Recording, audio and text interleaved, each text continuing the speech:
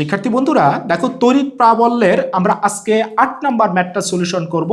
কি বলে দেয়া আছে, এই রকম একটা ত্রিভুজ দেয়া আছে এ বি এবং সি। বলে দেয়া আছে এই ত্রিভুজটা সমবাহু ত্রিভুজ এবং প্রত্যেক বাহুর দৈর্ঘ্য 0.1 মিটার করে। তাহলে এই কোণটাও 60 ডিগ্রি, এটাও 60 ডিগ্রি হবে, এটাও 60 ডিগ্রি হবে। বলে দেয়া আছে বি বিন্দুতে এবং সি বিন্দুতে যথাক্রমে -100 কুলম্ব এবং -90 কুলম্ব চার্জ স্থাপন করা আছে। এবারে প্রশ্ন, এ বিন্দুতে লব্ধি প্রাবল্যের মান ও দিক নির্ণয় করো। বলতো আমরা ওই নিয়মগুলো অ্যাপ্লাই করব। তাহলে প্রথমে -100 কুলম্ব চার্জের জন্য 0.1 মিটার দূরে এ বিন্দুতে প্রাবল্যের মান আছে, সেই মানটাকে ধরি E1। তাহলে ফর্মুলা হবে এইটা। বলতো কিউ এর জায়গায় কি আমি মাইনাস দেব? -100 কুলম্ব না, +100 কুলম্বই হবে। দূরত্ব 0.1, তার উপর স্কয়ার। বলতো আমার E1 এর মান এটাই হবে 9 গুণন 10⁻13 নিউটন পার কুলম্ব। এবারে এর দিক কোন দিকে হবে? বলতো এ বিন্দুতে আমরা মনে মনে একটা 1 কুলম্ব ধনাত্মক চার্জ ধরে নেব, টেস্ট চার্জ, পরক চার্জ। তাহলে এটা প্লাস, এ দেখো মাইনাস, একে এই দিকে টানবে। তাহলে E1 এর দিক হবে এই দিকে। তাহলে এটা আমার হচ্ছে E1 এর দিক। তাহলে আমরা দিক দিয়ে নিয়েছি। এবার বলো তো, আবার -90 কুলম্ব চার্জের জন্য 0.1 মিটার দূরে এ বিন্দুতে প্রাবল্যের মান আছে, ধরে নিয়েছি E2।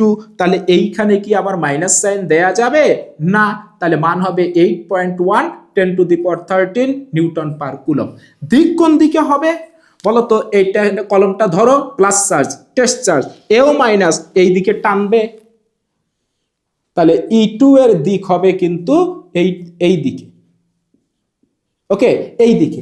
এবারে বলো তো, এই E1 এবং E2 এই দুইটার দিক যদি এই দিকে হয়, তাহলে লব্ধির দিক কোন দিকে হবে? লব্ধির দিক হবে এদের মাঝখানে কোনো এক দিক দিয়ে। E1 এর মান যেহেতু বড়, E1 এর দিকে একটু সরে যাবে।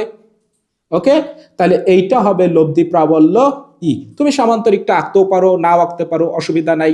এই যে এভাবে এঁকে নিতে পারো। ওকে, এভাবে এঁকে নিতে পারো, দরকার নাই। তাহলে এই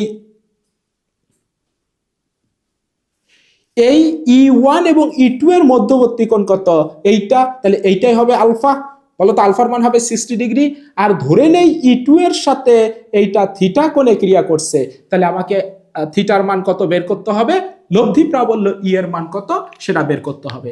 বলো, যদি লব্ধি প্রাবল্য বের করি, তাহলে E = E1 square plus E2 square plus 2E1 E2 cos alpha. আলফার মান তো 60 ডিগ্রি। ওকে, তাহলে মানটা কিন্তু 1.48 গুণন 10⁻14 এত নিউটন পার কুলম্ব। আমার এইটাই হবে আনসার। ওকে, এবারে দিক কোন দিকে হবে? আমি E2 এর সাথে ধরেছি থিটা কোণে, তাহলে থিটা = হবে tan ইনভার্স E2, আর এখানে E1 sin 60 ডিগ্রি, নিচে cos 60 ডিগ্রি।